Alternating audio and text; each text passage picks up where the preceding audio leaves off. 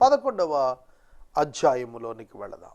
పిమ్మట ఆత్మ నన్ను ఎత్తి యెహోవా మందిరపు తూర్పు గుమ్మమునొద్దకు చేర్చి నన్ను దింపగా గుమ్మపు వాకిట 25 మనుషులు కనబడిరి. వారిలో జనులకు ప్రధానులైన అజ్జూరు కుమారుడగు యజన్యాయు, బెనయా కుమారుడైన పెలట్యాయు నాకు కనపడ్డారు. ఇక్కడ వచన పాత్ర, మాంసము అనే పదం వాడాడు. దేవాలయములో బలులిచ్చిన మాంసాన్ని వండటానికి ఉపయోగించే పాత్ర వచన పాత్ర కనుక ఇక్కడ దేవుడు వచన పాత్రగా యెరూషలేము పట్టణాన్ని, మాంసముగా యెరూషలేములో శిక్షించబడి మరణిస్తున్నటువంటి యూదా జనాంగాన్ని వారికి చూపించాడు. ఈ పట్టణము వచన పాత్రనియు మనము మాంసమనియు ఇండ్లు కట్టుకొన అవసరము లేదనియు చెప్పుకొనొచ్చు. ఈ పట్టణములో పాపము యోచించి దురాలోచన చేయువారు వీరే. ఎంత దారుణం అండి! ఎటువంటి వారు వీళ్ళు? 25 మనుషులు, వారిలో ప్రధానులు, యాజకులు, ప్రధానుల కుమారులు ఇందులో కనిపిస్తున్నారు. వీళ్ళు ఏమని చెప్పుకుంటున్నారట? పాపమును యోచిస్తూ దురాలోచనలు చేస్తున్నారు. కాబట్టి వారికి ప్రవచనం ఇవ్వు, నరపుత్రుడా ప్రవచించు. యెహోవా ఆత్మ నా మీదకు వచ్చి ఇచ్చిన ఆజ్ఞ ఏమిటంటే, నీవు నీ మాట వారికి తెలియచేయి. యెహోవా సెలవిచ్చిన మాట ఇదే: ఇశ్రాయేలీయులారా, మీరు ఇలాగ పలుకుచున్నారే, మీ మనసును పుట్టిన అభిప్రాయాలు నాకు తెలిసే ఉన్నాయి. ఈ పట్టణంలో మీరు బహుగా హత్య జరిగించారు. మీ చేత హతులైన వారితో పట్టణం నిండి ఉంది, వీధులు నిండి ఉన్నాయి. కాబట్టి ప్రభువు యెహోవా సెలవిస్తోంది ఏమిటనగా, మీరు హతము చేసి పట్టణములో పడేసిన శవాలే మాంసం, పట్టణమే వచ్చిన పాత్ర. ఈ పట్టణము నుండి మిమ్మల్ని వెళ్ళగొట్టుదును, పట్టణము నుండి మిమ్మల్ని వెళ్ళగొడతాను. దేవుడు శపథం చేసి చెబుతున్నాడు, ఈ పట్టణములో నుండి మిమ్మల్ని వెళ్ళగొట్టుదును. మీరు ఖడ్గానికి భయపడుచున్నారే, నేనే మీ మీదకు ఖడ్గం రప్పిస్తాను. ఇదే ప్రభువు యెహోవా వాక్కు. మరియు మీకు శిక్ష విధించి పట్టణములో నుండి వెళ్ళగొట్టి అన్యజనుల చేతికి మిమ్మల్ని అప్పగిస్తాను. ఇజ్రాయేలు సరిహద్దుల్లో కానీ మీరు ఖడ్గం చేత కూలునట్లు నేనే మీకు శిక్ష విధించినప్పుడు నేనే యెహోవానని మీరు తెలుసుకుంటారు. యెహెజ్కేలు గ్రంథంలో పలుమార్లు నేనే యెహోవానని మీరు తెలుసుకుందురు అనే పదం రాస్తూ వచ్చాడు. మీరు దాని మధ్య మాంసముగా ఉండునట్లు ఈ పట్టణం మీకు వచన పాత్రగా ఉండదు. నేను ఇశ్రాయేలు సరిహద్దుల యొద్దనే మిమ్మల్ని శిక్షిస్తాను. అప్పుడు మీ చుట్టూ ఉన్న అన్యజనుల విధులను ఆచరించుటకై మీరు ఎవని కట్టడలను అనుసరింపక మానితిరో, ఎవరి విధులను అనుసరింపకపోతిరో ఆ దేవుడు నాకు నేనే ఆయననని మీరు తెలుసుకుంటారు. నేను ఆ ప్రకారం ప్రవచిస్తుండగా బెనయా కుమారుడైన పెలట్యా చచ్చెను గనుక నేను సాష్టాంగపడి ఎలుగెత్తి, అయ్యో ప్రభువా యెహోవా, ఇశ్రాయేలీయుల శేషమును నీవు నిర్మూలము చేయుదువా అని మొరపెట్టి తిని. యెహెజ్కేలు కంగారు పడిపోతున్నాడు. శేషం లేకుండా ప్రజలు నాశనమైపోతున్నారు ప్రభువా. అధికారి యొక్క కుమారుడు ఇక్కడ చనిపోయినట్టుగా కనబడుతోంది ప్రభు అని ఏడుస్తున్నాడు. సోదరుడా, సోదరి, యెరూషలేము మీదకు దేవుని యొక్క శిక్ష పడినప్పుడు యెహెజ్కేలు కన్నీటిమయమవుతున్నాడు. యెహెజ్కేలు గ్రంథం 11వ అధ్యాయము 12వ వచనం నుండి వాక్యాన్ని గమనించండి. నేనే యెహోవానని మీరు తెలుసుకుందురు అనే పదం ఇశ్రాయేలు జనాంగాన్ని ఉద్దేశించి దేవుడైన యెహోవా పలుమార్లు మాట్లాడుతూ వచ్చాడు. అప్పుడు మీ చుట్టూ ఉన్న అన్యజనుల విధులను ఆచరించుటకై మీరు ఎవని కట్టడలను అనుసరింపక మానితురో, ఎవని విధులను అనుసరింపక మానితురో ఆ యెహోవానగు నేనే ఆయనని మీరు తెలుసుకుంటారు. నేనే యెహోవానని మీరు తెలుసుకుంటారు. మీరు నా మాటలు అనుసరించుట మానివేసి, కట్టడలు అనుసరించుట మానివేసి, విధులను అనుసరించుట మానివేసి అన్య జనాంగము యొక్క విధులను ఆచరించారు.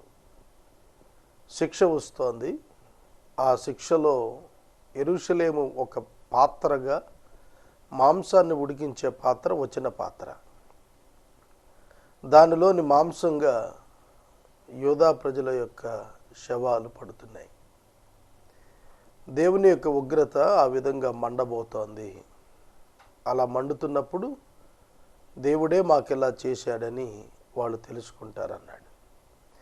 నేను ఆ ప్రకారం ప్రవచిస్తూ ఉండగా బెనయా కుమారుడైన పెలట్య చచ్చెను. గనుక నేను సాష్టాంగపడి, అయ్యో ప్రభువా యెహోవా, ఇశ్రాయేలీయుల శేషం నువ్వు నిర్మూలన చేస్తావా అని మొరపెట్టాను. చూడండి, యెహెజ్కేలు యాజకుని మరణాన్ని చూచి ఏడుస్తూ ఉన్నాడు. బెనయా కుమారుడైన పెలట్య చనిపోయాడు. యెహెజ్కేలు కన్నీరు గారుస్తున్నాడు. శేషం కూడా మిగలటం లేదేంటయ్యా అని.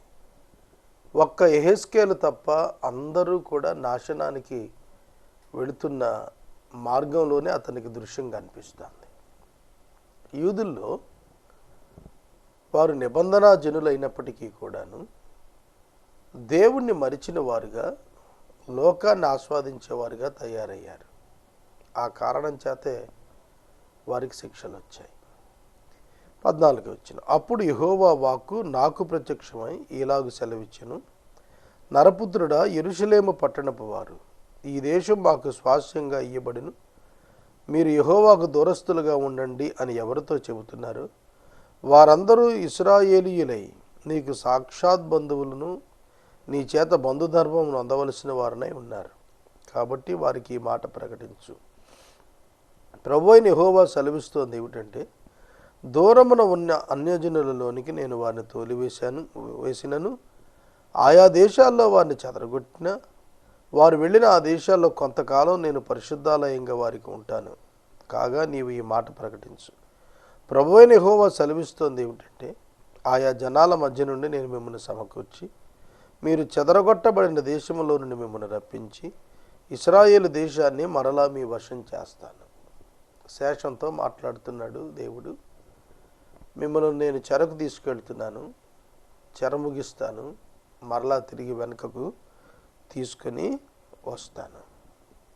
మీరు ఏ దేశాల్లోకైతే చెరగొట్టి పోబడుతున్నారో అక్కడ నేనే మీకు ఆలయంగా ఉంటాను అన్నాడు, పరిశుద్ధాలయంగా ఉంటా అన్నాడు. యూదులకు దేవాలయము యెరూషలేం మందిరం. వివిధ ప్రాంతాల్లో నివసిస్తున్న యూదులలో పురుషులు ప్రతి సంవత్సరం 3 మార్లు యెరూషలేము మందిరానికి రావాలి. అయితే మందిరాన్ని దేవుడు విడిచాడు, యెరూషలేం పట్టణాన్ని దేవుడు విడిచాడు. ఆ ప్రాంతం నుండి తొలగిపోయినటువంటి, భద్రపరచబడి ఇతర ప్రాంతాలకు పంపబడినటువంటి యూదులు యెహోవా దేవుని చేత స్వయంగా ఆదరించబడతారు. వాళ్లకు దేవుడి ఆలయంగా ఉంటాడు, వారిని విడవడు. దేవుడు తనిచ్చిన వాగ్దానాలు చొప్పున తన ప్రజలను విడువక వారికి మందిరంగా ఉంటానన్నాడు. దేవునికి స్థలపరమైనటువంటి లిమిటేషన్స్ లేవు. యెరూషలేములోనే ఉంటేనే మా దేవుడు రక్షించగలడనేది ఏమీ లేదు. ఎక్కడున్నా కూడా దేవుడు సార్వభౌముడు. ఆయన తన ప్రజలను ఏ స్థలంలో ఉన్నా రక్షించుకోగలుగుతాడు. కాగా నీవు ఈ మాట ప్రకటించుము. ప్రభువైన యెహోవా సెలవిస్తోంది ఏమిటంటే, ఇశ్రాయేలు దేశం మరలా మీ వశం చేస్తాను. దేశము వారి నుండి విడదీయబడింది. వారు దేశం నుండి గెంటివేయబడ్డారు, తోలివేయబడ్డారు. మరలా చెర అనంతరం తిరిగి దేవుడే వారిని అక్కడకు తీసుకొని వస్తానంటున్నాడు. మళ్ళా దేశాన్ని మీ వశం చేస్తానన్నాడు. ఇక్కడ హోప్ ఏమిటంటే దేవుడే. నిరీక్షణ ఏమిటి? దేవుడే నిరీక్షణ. దేవుడే వారిని వెనక్కి తిరిగి తీసుకొస్తా అన్నాడు. వారంతట వారు మరలా వెనక్కి రాలేరు. అక్కడ ఐగుప్తు విషయంలో కూడా అదే జరిగింది. దేవుడు యాకోబును ఐగుప్తుకు వెళ్ళమని తానే స్వయంగా చెప్పాడు. భయపడొద్దు, వెళ్ళు, నేను నీతో కూడా వస్తా అన్నాడు. వెళ్ళేప్పుడే చెప్పాడు, నేను మరలా తిరిగి మిమ్మల్ని వెనక్కి తెస్తా అన్నాడు. యోసేపు మరణం తర్వాత మోషే నాయకత్వంలో వారిని వెనక్కు తీసుకొని వచ్చాడు. అప్పటికి వాగ్దానం చేయబడిన యాకోబు లేడు, యోసేపు లేడు. అర్థమవుతుందా? కనుక వాగ్దానాలు పొందినటువంటి వారు చూడలేకపోయారు అనే సమస్య ఇక్కడ లేవనెత్తదు. దేవుడు వాగ్దానం చేసినప్పుడు మనుషులతో నిమిత్తం లేకుండా దానిని నెరవర్తించేస్తుంటాడు. అది ఆయన యొక్క సమయాన్ని బట్టి ఉంటుంది.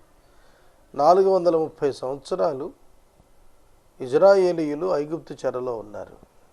నన్నూరు సంవత్సరాలు అన్నాడు ఆదికాండం 15వ అధ్యాయంలో. అది నెరవేర్చి చూపించాడు. ఎవరికైతే ఆ దర్శనం చూపించాడో ఆదికాండం 15లో ఆ అబ్రహాము లేడు, అతని కుమారుడు ఇస్సాకు లేడు, అతని మనుమడు యాకోబు లేడు, అతని మునిమనుముడు యోసేపు లేడు. 400 సంవత్సరాల తర్వాత మోషే నాయకత్వానికి వచ్చాడు. మోషే ద్వారా దేవుడు తన ప్రజలను విమోచించాడు. అబ్రహాంకి ఇచ్చినప్పుడు వాక్యం మోషే కాలంలో విడుదల తీసుకొచ్చాడు. కనుక దేవుడు సంకల్పించింది దేవుడు తనదైన శైలిలో తన యొక్క చిత్తానుకూలమైన సమయంలో తానే నెరవేర్తించుకుంటాడు. ఇక్కడ కూడా వారికి అదే చెబుతున్నాడు, దేశం మరలా మీకు ఇస్తాను, మీ వశం చేస్తాను, ఇప్పుడు మిమ్మల్ని తోలేస్తున్న నేనే మరలా మిమ్మల్ని పిలిపిస్తాను అంటున్నాడు. యోధావారు సంపూర్ణ శిక్ష పొందాలి, వారు శిక్షణగా దాన్ని మలచాలి, వారు తిరిగి ప్రభువునందుకు రావాలి, యెహోవాయే దేవుడని తెలుసుకోవాలి. అలా కాకుండా విగ్రహాలను దేవుని స్థానంలో పెట్టి కూర్చుని ఉన్నారు వాళ్ళు. అందుకే దేవుడు ఈ యొక్క పరిస్థితులు వారికి అనుమతించాడు. 18వ వచనం, వారు అక్కడికి వచ్చి అక్కడ తాముంచిన విగ్రహాలు తీసేసి తాము చేసి ఉన్న హేయ క్రియలు చేయటం మానదురు. వారు నా కట్టడలను నా విధులను అనుసరించి గైకొనున్నట్లు నేను వారి శరీరములో నుండి రాతి గుండెను తీసివేసి వారికి మాంసపు గుండెనిచ్చి వారికి ఏకమనసు కలుగజేసి వారి యందు నూతన ఆత్మ పుట్టిస్తాను.